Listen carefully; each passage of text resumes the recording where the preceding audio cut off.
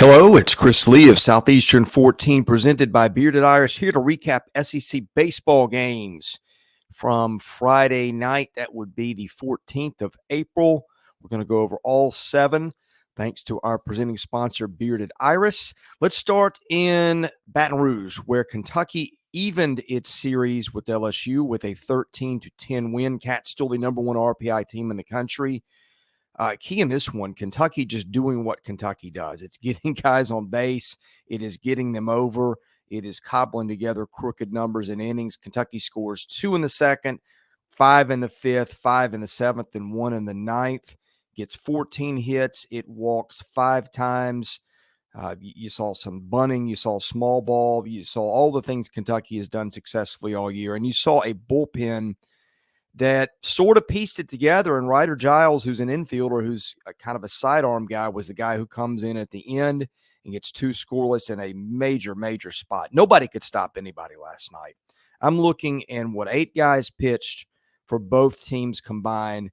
Ryder Giles was the only guy who didn't give up a run, earned or otherwise. So anyway, LSU, Ty Floyd goes 4 2/3, throws 91 pitches, gives up 5 runs, 3 earned. The bullpen didn't get it done, although Blake Money pitched pretty well. But anyway, continuing issues for LSU. Is it just the pitching after Paul Skeens? And I know LSU's undermanned with Edwards and some other guys out. But in any case, LSU's going to have some issues with that pitching, and it ran into that last night. So Kentucky now 10-4 in the SEC, which I think puts it 4th in the East this morning. LSU is now 28-6 overall, 8-5 in the league. All right, South Carolina. Boy, the Gamecocks are starting to make a case as maybe the best team in the conference. They go to Vandy last night and just clubbed the Commodores. 5 home runs. Let's see, they got them from 1 from Petrie, 2 from Messina, their catcher, who's now in double digits. Hornig hit 1. Braswell hit his first of the year. I think maybe the bigger story for Carolina was Will Sanders. The line wasn't great. He goes 5 innings, gives up 4, all those earned, but they all came in the same inning. And Will Sanders did something last night that's becoming increasingly hard to do. And by the way, NCAA, get the thing with the bats and the balls right. It feels like if you give up 4 in a game anymore, that's equivalent to pitching a shutout. This isn't baseball anymore. I've said it time and time again. It's pinball more than anything. And I hate the way the game is played. But Carolina scores 14 runs on 14 hits, hits 4 home runs off Vanderbilt starter Bryce Cunningham. Again, Vandy did not throw Carter Holton, their number 1 starter, on Friday night for the 2nd week in a row. There's some question about whether he pitches today or not. I don't think he's going to. Hunter Owen, their number 2, who's been so good, is not pitching this weekend. So Vandy will use Futrell in that 3rd spot where he's gone all year. But Sam Leboke, who's been pretty good for Vandy, gives up 7 in 2 innings last night. And Carolina just continues to do what it does. It's going to strike out a lot.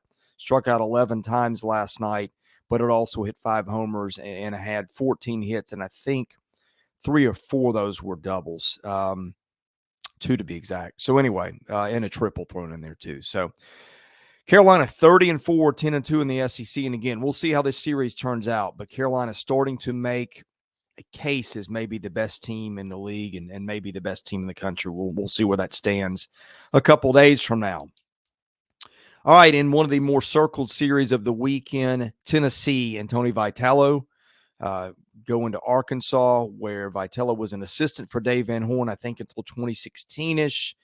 And this one was circled for a couple reasons. There's been some bad blood between these programs, and also Tennessee decides to throw starting pitching way up in the air.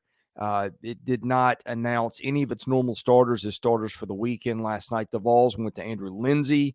For about 2 innings, that went pretty well. And then the 3rd, it blew up. Arkansas hit, I think, a home run in that inning, gets 3 runs off Lindsey.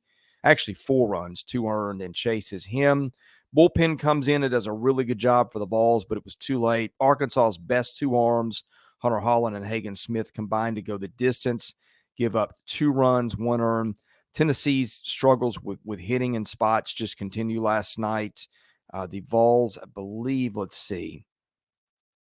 Yeah, got a home run from Jared Dickey. That's what I thought. And Arkansas gets some from Josenberger. I think that was the big blow in the 3rd inning.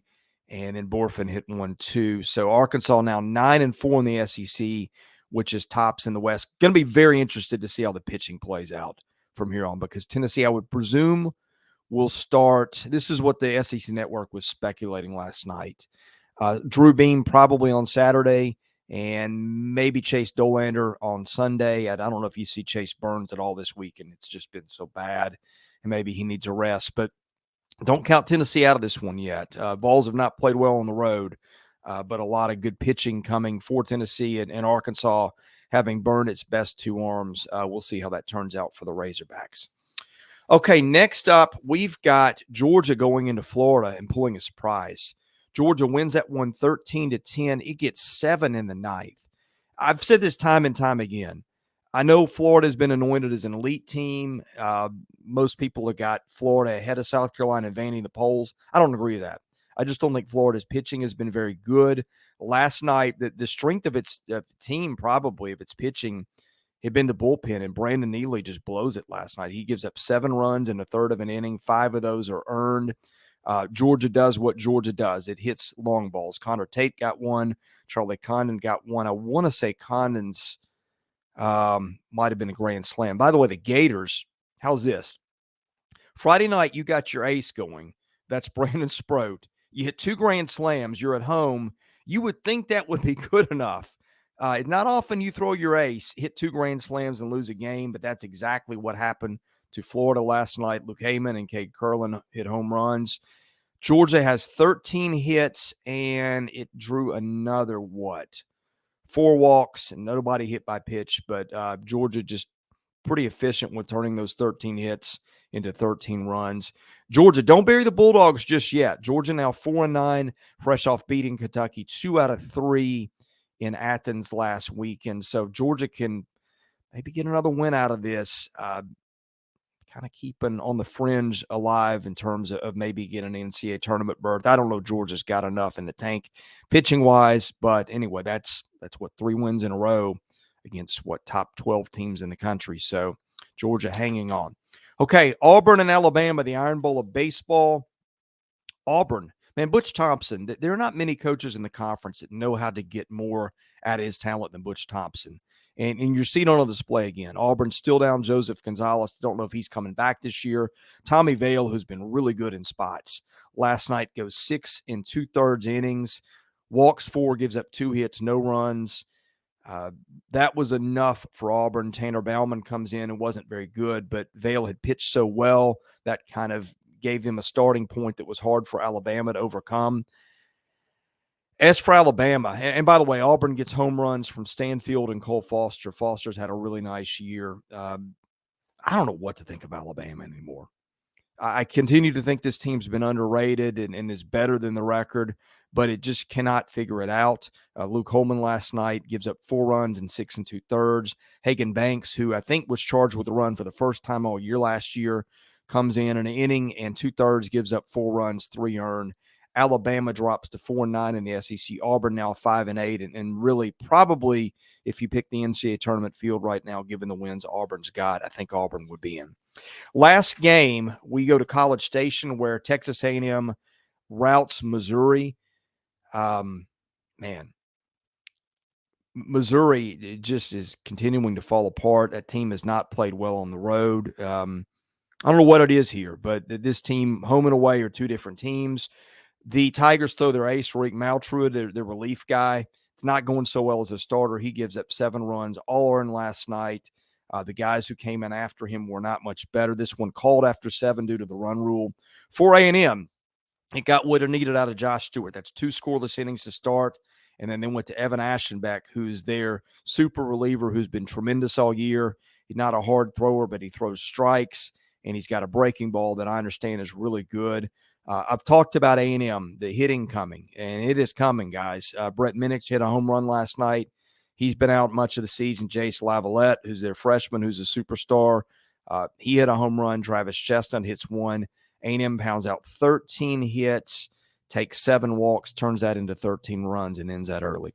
Okay, we'll be back with more SEC baseball coverage, recapping Saturday's games. Best way to get that, hit that subscribe button, hit the like button. That helps our analytics. I'm Chris Lee. We're Southeastern 14, presented by Bearded Iris. We'll see you again soon with more SEC baseball coverage.